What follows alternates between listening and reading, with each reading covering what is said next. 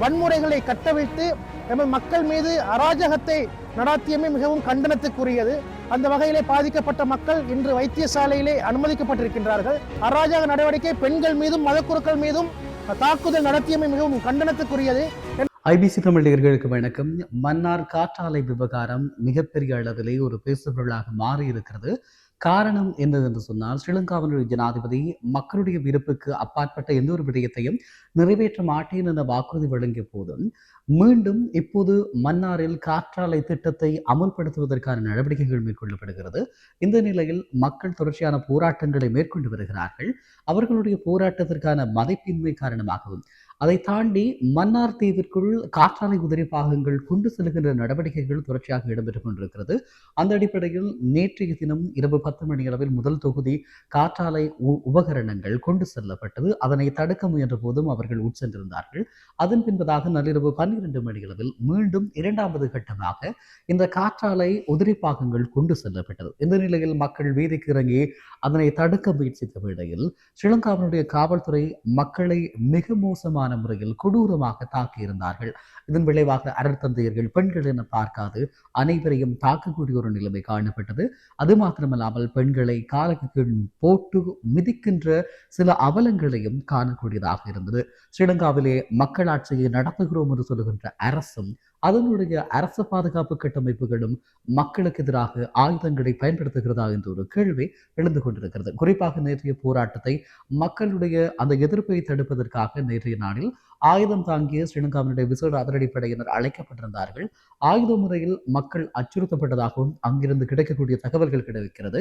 ஆக மக்களினுடைய விருப்புக்கு அப்பால் மக்களுடைய குடியிருப்பு நிலங்களில் இப்படியான அபிவிருத்தி திட்டங்களை யாருக்காக செய்கிறீர்கள் என்ற ஒரு கேள்வி இருந்து கொண்டிருக்கிறது. தொடர்ச்சியாக அந்த மக்கள் தங்களுடைய பிரதேசம் அழிவடையக்கூடாது, சூழல் மாசடையக்கூடாது என்பதற்காக தொடர்ந்தும் போராடி வருகிறார்கள். மக்களுடைய போராட்டத்தை கவனத்திற்கொள்ளாமல் மக்களுடைய அரசு என்ற போர்வையில் செயற்படுகின்ற என்பிபி அரசு இப்படியான நடைமுறைகளை மேற்கொள்கிறது. அந்த அடிப்படையில் மன்னாரில் மிகவும் பதற்றமான ஒரு சூழ்நிலை நிலவுவதை அவதானிக்கக்கூடியதாக இருக்கிறது.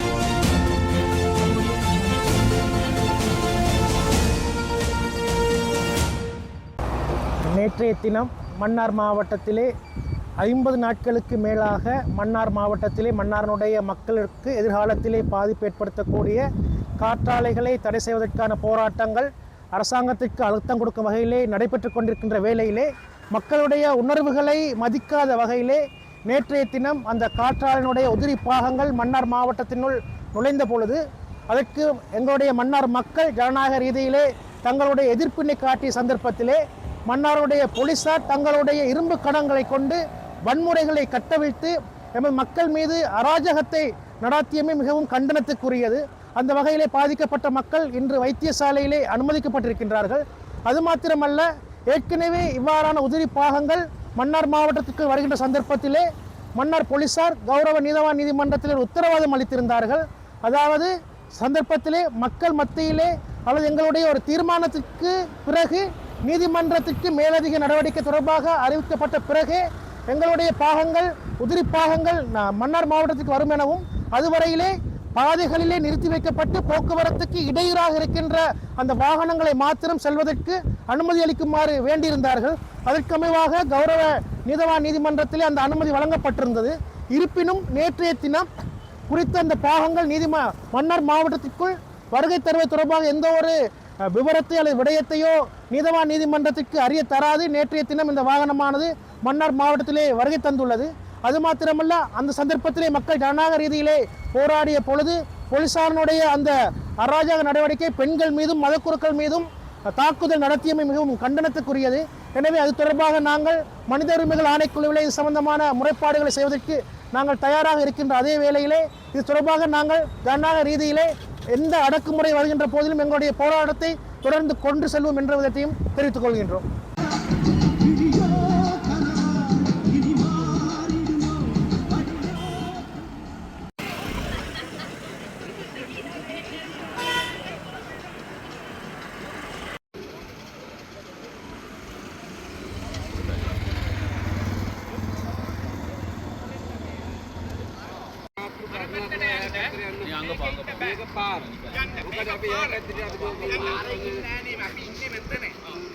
පාරද මේක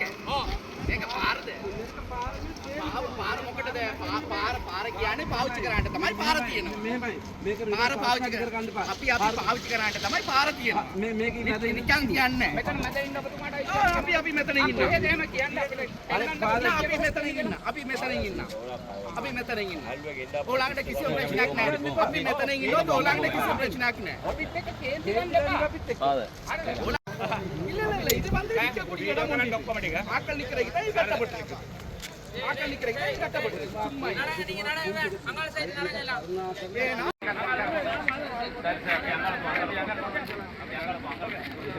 ஓயே யூஸ்ஃபுல்லா இருக்கு நீங்க எடுக்கலாம் அரவிந்த் என்ன வந்துட்டாமா கொண்டு சுத்துங்க அந்த மாதிரி இருக்குங்க அந்த மாதிரி இருக்கு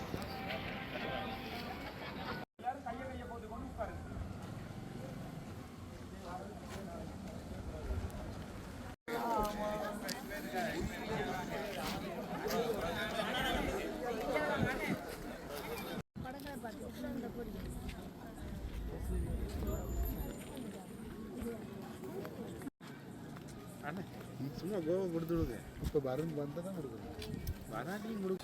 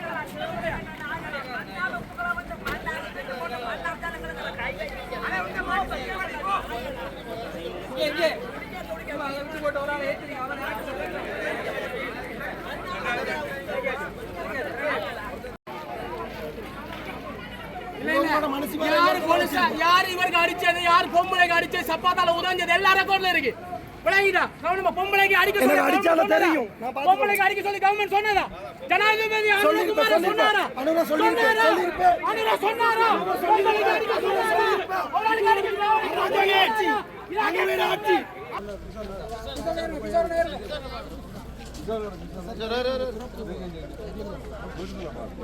கணத்துல போங்க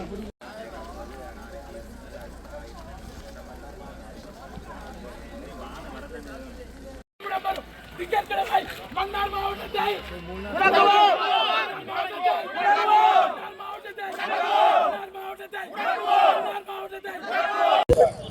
எங்களுடைய மக்களுடைய வாழ்வையும் உரிமைகளையும் வாழ்விடங்களையும் எங்களுடைய வளங்களையும் எங்களுடைய அடையாளத்தையும் பாதுகாக்கும் விதமாக நாங்கள் முன்னெடுக்கின்ற போராட்டத்தின் 55வது நாள் இன்று. இன்றைய நாளிலே எங்களுடைய ஜனாதிபதி வாக்களித்ததன்படி நாங்கள் 30 நாட்கள் காத்திருந்தோம் எங்களுக்கு மக்களுக்கு சார்பான முடிவுகள் வரும் என்று. ஆனால் எங்களை மதிக்காமல், எங்களுடைய உரிமைகளை மதிக்காமல், எங்களுடைய வாழ்விடங்களை மதிக்காமல், எங்களுடைய வளங்களை பாதுகாக்க எந்த முடிவுகளும் எடுக்காமல் எங்களை அழிக்கும் நோக்குடன் அந்த வேலைகளுக்கு அனுமதி கொடுத்தார். அதன் நிமித்தமாக இன்றைய நாளிலே திருவண்ணாமலை துறைமுகத்திலிருந்து காற்றடை அமைப்பதற்கான உபகரணங்கள் வந்தது. அந்த வேளையில் எங்களுடைய மக்கள் தங்களுடைய ஒற்றுமை நிமித்தம் தங்களுடைய எதிர்ப்பை காட்டிய பொழுது எங்களுடைய காவல்துறையினுடைய அடாவடித்தனத்தின் வழியாக எங்களுடைய மக்கள் பலர் தாக்கப்பட்டு சிலர் வைத்தியசாலையிலே அனுமதிக்கப்பட்டிருக்கிறார்கள். பலருடைய உடலில் காயங்கள் ஏற்பட்டிருக்கின்றது. எங்களுடைய குருக்களை தூக்கி எறிந்திருக்கிறார்கள், அவமானப்படுத்தியிருக்கிறார்கள், தூசணத்தால் பேசியிருக்கிறார்கள். இது மிகவும் வேதனைக்குரியது. ஆனால் இது எங்களுடைய தோல்வி அல்ல, இது எங்களுடைய வெற்றி. நிச்சயமாக எங்களுடைய வெற்றியை நாங்கள் பொறுமுறை தொடர்ந்து முன்னேறுவோம். எங்களுடைய மக்கள் எங்களோடு இருக்கிறார்கள், நாங்கள் எல்லோரும் சேர்ந்து இருக்கிறோம். ஆகவே எங்களை யாரும் அழிக்க முடியாது, யாரும் எங்களை பயமுறுத்த முடியாது. இந்த அநீதிக்கு நாங்கள் நீதி கிடைக்கும் வரை தாக்கப்பட்டவர்களுக்கான தூசணம் பேசிய அந்த பெரிய அதிகாரி அவருக்கு எதிரான மற்றது எங்களுடைய மக்களை தாக்கிய எல்லா காவல்துறை வீரருக்கான உடனடி நடவடிக்கை அரசாங்கம் செய்யாவிட்டால் தொடர்ச்சியாக போராட்டம் காவல்துறைக்கு எதிராக மேற்கொள்ளப்படும் என்பதை இந்த இடத்திலே எங்களுடைய மக்கள் சார்பாக உறுதியாக நான் சொல்லி வைக்கின்றேன்.